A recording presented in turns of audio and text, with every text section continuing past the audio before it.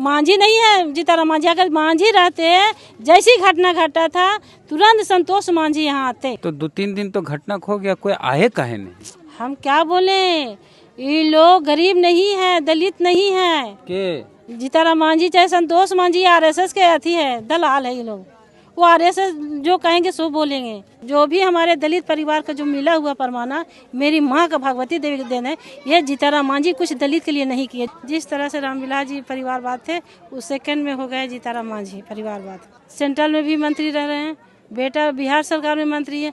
आज तक दलित के लिए क्या किए, इतना तक अभी बोल दिए हैं कि आरक्षण खत्म होना चाहिए। 11 बजे आए, 11 बजे आई हैं और अभी तक आप यहाँ हैं। बाकी नेता तो आते हैं और तुरंत चल जाते हैं। मेरी माँ भी मजदूरी करती थी, पत्थर तोड़ती थी, धान रोपती थी, उसी समाज की बेटी। हम दर्द जानते हैं कि दर्द क्या होता है।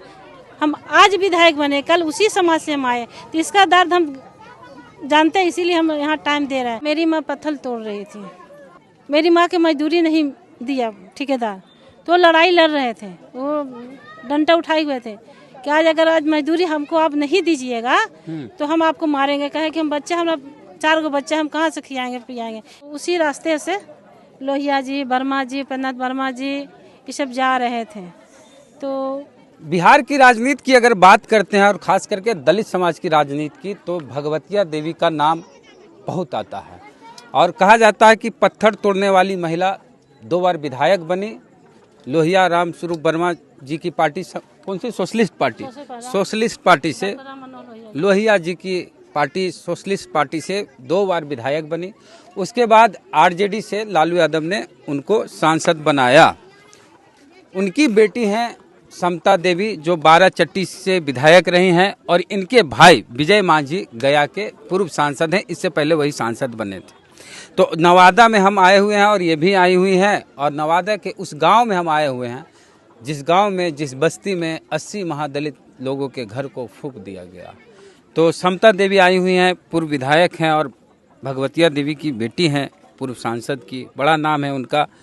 तो यहाँ आके आपके समाज का, यहाँ पर लोग हैं आपके समाज के, वो पीड़ा, वो दर्द जो आपकी माँ देखी, जिस स्थिति में आपको पाली पोसी बचपन में, आप वही दौर देखे होंगे, उसी दौर से ये लोग गुजर रहे हैं। और आज इनके साथ विपदा है, विपत्ति है, आशियाना उजड़ गया है। क्या महसूस करती हैं कि आपके समाज के बहुत बड़ी दुर्घटना हुआ है, इसमें कोई सराहनीय नहीं है। जो महिला लोग बता रही थी, हम लोग को जितना भी पैसा था, कपड़ा था, अनाज था, सारा जल गया है। कोई भी ऐसा चीज़ हम लोग को नहीं बचा है। हम बेसहारा हो गए। कहावत में है कि मेरा आशियाना जल गया तो हम लोग क्या करेंगे।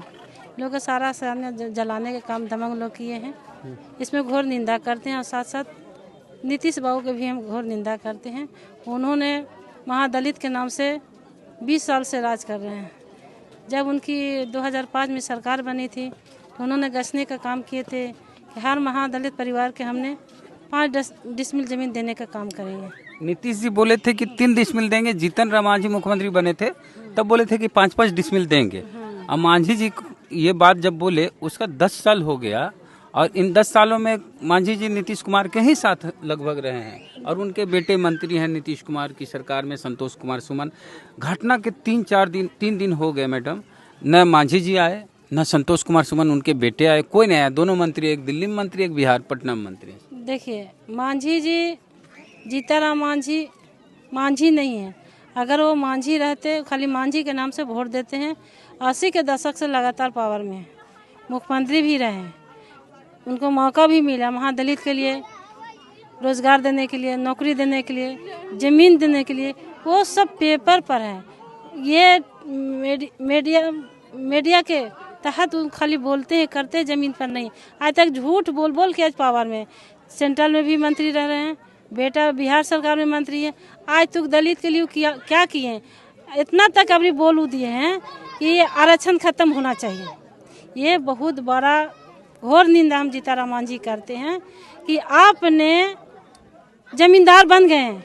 आपका समाज अभी भी जमींदार नहीं है, आज भी झोपड़ी में रह रहे हैं, आज भी फट्टल हालत में हैं, आज भी भीख मांग के बहुत जगह खा रहे हैं। भाई एक भी नज़र दलित के बारे में और बोलने के बारे में, खाली कहते हैं मांझी जी कि थोड़ा थोड़ा पीजिए। कभी भी चाहे पार्लियामेंट में हो चाहे विधानसभा में हो, वो कभी नहीं बोलते अपने समाज के। जैसे अपने समाज में लालू जी की सरकार आई थी, उन्होंने नारा दिए थे कि शुगर चराने वाले, भेड़ बकरी चराने वाले, पढ़ना लिखना सीखो, गाय चराने वाले, ये कभी बोलते हैं, आवाज़ देते हैं कि आप लोग भी पढ़िए, अच्छा एजुकेशन लीजिए, अच्छा नौकरी लीजिए, अच्छा मकान बनाइए? कभी नहीं सोचते। ये खाली सिर्फ अपने परिवार के बारे में, परिवारवाद। जिस तरह से रामविलास जी परिवारवाद थे, उस सेकंड में हो गए जीताराम मांझी परिवारवाद। अच्छा, मांझी जी का एक ट्वीट आया है और बोले हैं कि जो घर फूंका गया है वो आरजेडी के समर्थक, आरजेडी के कार्यकर्ताओं के द्वारा फूंका गया और एक विशेष जाति यादवों पे उनका निशाना है कि यादवों ने ऐसा किया है। देखिए, दमंग लोग किसी पार्टी का नहीं होता है, उसका अलग विचार आता है। ये मांझी जी यादव से वोट भी लेते हैं और विशेष यादव के भी बदनाम करते हैं। ये तो सारे लोग मीडिया के तहत जान चुके हैं, कौन जलाया नहीं जलाया छिपा हुआ चीज़ नहीं है। आप भी घूम रहे हैं, आपको भी जानकारी हो गया होगा कि यादव जलाए हैं कि ये कौन जलाए हैं। ये इनकी तो आदत है। ये तो हमको तो लगता है कि आरएसएस के विचार की हो गए, ये दलित विचार के नहीं है, पिछड़ा विचार का ये नहीं है, समांत विचार के भी हो गए, समांती विचार के भी हो गए। आज आप आए, इन लोगों से मिले, बातचीत किए, कुछ सहयोग भी हमको लगता है कि आप कर रही थी, हम देख रहे थे। हाँ, हम लोग सब मिलके, हमरे अभी दीपक मांझी हैं, सदन मांझी हैं, सब फुलवारी से आए हैं। एक संस्था के तहत हम लोग ने जितने भी बच्चे हैं उनका कपड़ा नहीं, हम लोग कपड़ा भी देने का काम कर रहे हैं, बांटने का काम कर रहे हैं सब मिलके। अब मतलब कि आप, हमको तो लगता है कि आप 12 बजे आई हैं। 12 हाँ 11 बजे आए, 11 बजे आई हैं और अभी तक आप यहाँ हैं। बाकी नेता तो आते हैं और तुरंत चल जाते हैं और अभी 8 घंटे से आप यहाँ पे मतलब लोगों से मिल रहे हैं। तो इसलिए हम रह रहे हैं कि उसी समाज से, उसी के तहत हम भी रहे ना, हम भी झोपड़ी में रहे। झोपड़ी से निकल कर आप तो जान, अभी तो बोले हैं कि पत्थर तोड़े, मेरी माँ भी मजदूरी करती थी, पत्थर तोड़ती थी, धान रोपती थी, उसी समाज के बेटी। हम दर्द जानते हैं कि दर्द क्या होता है। हम आज विधायक बने, कल उसी समाज से हम आए, तो इसका दर्द हम जानते हैं, इसीलिए हम यहाँ टाइम दे रहे हैं। और जो भी दिक्कत होगा, जो भी हमें एसडीओ साहब से बात किए, जहाँ तक होगा सबसे पहले इन लोग के लिए आप पर्चा दीजिए, साथ इन लोग का प्रधानमंत्री आवास बनवाइए, और जो भी है नली गली जो भी दिक्कत वहाँ बनवाने का काम कीजिए। और साथ साथ यहाँ सबसे पहले है कि बिजली का सारा, कहते हैं हमारे नीतीश बाबू के पूरे बिहार में बिजली का कहीं हर जगह चला गया है। देखिए ना, इसी गाँव में देखिए बिजली का क्या स्थिति है। हमने यहाँ बिजली भी जुड़वाने का काम करेंगे। इसलिए हम लोग अपना मांझी समाज से आते हैं, दलित समाज से आते हैं, दलित के बारे में हम लोग सोचते हैं, क्या कि हम जिस जगह से आए हैं उसका आज भी याद है। ऐसा बात नहीं कि हम लोग भूले हैं। अच्छा, अपनी माता जी के बारे में बताइए। लोग आपकी माँ के बारे में यही जानते हैं कि वो पत्थर तोड़ रही थी, उनको लोहिया जी आए और विधायक बनाए, फिर लालू जी उनको अपनी पार्टी, उसमें जनता दल पार्टी में शामिल करा के उनको सांसद बनाए। माँ के संघर्षों के बारे में अगर लोग बताएं तो लोगों को जानकारी ज़्यादा मिलती है। नहीं, बात तो सही है कि कैसे कैसे माँ विधायक बनी आपकी माता जी, कैसे लोहिया जी की नज़र पड़ी और कैसे किया? देखिए, पहले ठीक है थी, बिहार में क्रेशर चलता था 60 के दशक में, तो मेरी माँ पत्थर तोड़ रही थी, तो उसी रास्ते से लोहिया जी, वर्मा जी, प्रणात वर्मा जी ये सब जा रहे थे। तो मेरी माँ के मजदूरी नहीं दिया ठेकेदार, तो लड़ाई लड़ रहे थे, वो डंडा उठाए हुए थे कि आज मजदूरी हमको आप नहीं दीजिएगा तो हम आपको मारेंगे। कहे कि हम बच्चा, हमारा 4 गो बच्चा, हम कहाँ से खिलाएंगे पिलाएंगे, अकेला हम लोग कमाने वाले, हम लोग जमींदार परिवार से आते नहीं, आपके हम मजदूरी करते हैं, मजदूरी नहीं दीजिएगा तो मेरा बच्चा भूखे रह जाएगा। तो उसी एवज में हमारे लोहिया जी नज़र पड़ा कि अरे कौन महिला है कि आज के डेट में तो महिला कोई बाहर निकलती नहीं, एक ठेकेदार से लड़ाई लड़ रही है, से इसको अपना डेरा पर प्रणात वर्मा जी के कहें, इसको आप डेरा पर लाइए। तो वर्मा जी के अपने डेरा पर मेरी माँ को बुलावल गया, पिताजी के और मेरी माँ के भी, तो दोनों, मेरी माँ भी और पिताजी गए। और पूरा मेरी माँ भी भजन कीर्तन गाती थी, काहे कि वो कबीरपंथी थी। पहले था कि कबीरपंथी लोग एक उसको क्या कहते हैं, खंजरी बजाते थे, और खंजरी बजाते बजाते उसी में सब भजन उजन कीर्तन उर्तन सब होता था। तो उसी के तहत भजन को सुनाए तो लोहिया जी के बहुत अच्छा लगा। कि ये तो पढ़ी लिखी नहीं फिर भी टैलेंट है। तो वही उसी टाइम में बोले थे कि इनको भागवती देवी के चुनाव हर हालत में हमको लड़ाना है। उसी बीच में बहुत बड़ा दिल्ली में सम्मेलन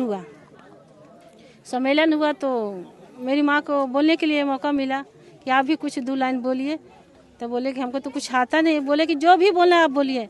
तो उन्होंने बोले कि अब न सहो भैया, बाप दादा जुल्म में सलबो, अब न सहो। उस वक्त वो सब ताली बजाए। उस वक्त तो जमींदारी के चाल था, जमींदारी के सारा थी लड़ाई लड़ते थे। हकीकत में है कि मेरी माँ जो जमींदार के साथ लड़ाई लड़ी बोध गया महंत से, आज जो भी हमारे दलित परिवार का जो मिला हुआ परमाना मेरी माँ का भागवती देवी के देन है। ये जीताराम मांझी कुछ दलित के लिए नहीं किए। जो भी अभी जमीन है वहाँ भले लोग बेच दिया, क्या क्या नहीं किया। मेरी माँ जमींदार से लड़ाई लड़के और उन्होंने सबके परमाना दियाने का काम किया। फिल्म में डायलॉग था कि मजदूरों को उसका पसीना सूखने से पहले उसकी मजदूरी दे दो, और यही लड़ाई आपकी माँ लड़ रही थी भगवती जी, वही लड़ाई लड़ी और उन्हें सक्सेस हुई। बोध गया के महंत जैसी देखती थी कि मेरी माँ की अरे वो आ गई है काली माँ, कब चप्पल उठा के मार देगी, कब क्या कर देगी, कहना मुश्किल है। जमींदार भाग जाता था छोड़ के फील्ड। तो पहली बार विधायक कब बनी आपकी? 1967 में पहली बार विधायक बनी, सोशलिस्ट पार्टी से। उसके बाद फिर 70 में भी बनी। हाँ, 2 बार विधायक बनी। फिर लालू जी की नजर फिर राजनीतिक से इनको कहिए कि इग्नोर कर दिया गया पार्टी। तो जैसे 95 में लालू जी की सरकार बनी और हमारे राजबाला वर्मा डीएम थी। उन्होंने राजबाला वर्मा के पास कुछ काम के लिए गई हुई थी और मेरी माँ की नज़र पड़ा भागवती देवी पर। तो उनको पता नहीं क्या दिमाग में आया, तुरंत राजबाला की नज़र पड़ी आपकी माँ पर? हाँ, माँ पर।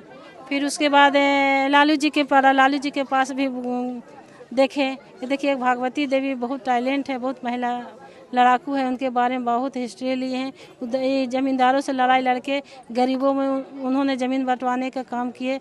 लालू जी के भी इस चीज़ को नज़र पड़ा, लालू जी ने भी बुलाने के काम किए। फिर उसको 95 में विधायक बनाया। उसके बाद तुरंत पार्लियामेंट के टिकट दिए और संसद चली गई 97 में। तो इस तरह से एक पत्थर तोड़ने वाली मजदूर मुसहर समाज की महिला जी देश के सबसे बड़े पद पर चले गए। ये लालू जी का देन है। आज जो भी हम लोग हैं, हम लोग भी कहिए कि 70 के बाद हम लोग अभी स्थिति बहुत दयनीय स्थिति था। हम लोग खाने के लिए और रहने के लिए जिस तरह से इन लोग का झोपड़ी था उसी तरह से मेरा भी झोपड़ी था। विधायक बनने के बाद कुछ नहीं बनाई थी, कुछ नहीं था मेरे पास, जो सिर्फ झोपड़ी था। ये पुआल का झोपड़ी था और झोपड़ी में हम लोग रहते थे। विधायक बनने के बाद? हाँ, विधायक रहने के बाद नहीं, कुछ नहीं, न जमीन लिया चाहे न मकान, कुछ नहीं था मेरे पास। तो आपके भाई साहब विजय मांझी नीतीश कुमार की पार्टी में, जदयू में है और गया से सांसद भी रहे इससे पहले 19 में चुनाव में।